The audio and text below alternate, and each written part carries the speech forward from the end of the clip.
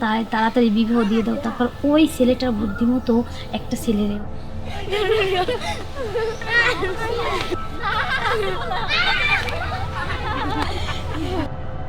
আম্মু বলছে না। তারপর আব্বু আমার বাউফল নিয়ে গেছে বিবাহ দেওয়ার জন্য, কারণ গ্রামের সবাই জ্বালাই ধরছে।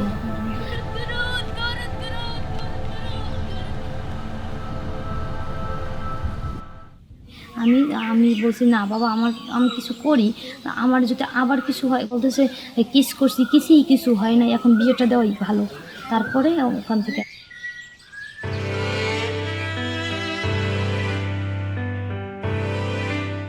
আমার নির্যাতনের বিচার যখন আমি পাই নাই, তখন আমি যে বাংলাদেশে কি এমন কোনো অ্যাডভোকেট নাই চেষ্টা করো। অথবা আমি কি বলবো, আসলে আইনজীবীদের প্রতি তখনই আসলে আমি বুঝছি যে না, সত্যি দেশের একজন আইনজীবী হতেই হবে, যে আমি নিঃস্বার্থভাবে মানুষের জন্য, যারা নির্যাতিত, ভালো মানুষদের জন্য করব, কিন্তু যারা নির্যাতিত, সমাজে বঞ্চিত যারা, কিন্তু ওই ভেঙে পড়া মানুষগুলোকে আমি আবার তাদেরকে দাঁড়া করাবো, তাদের জন্য সহায়তা করব, শুধু এতটুকুই।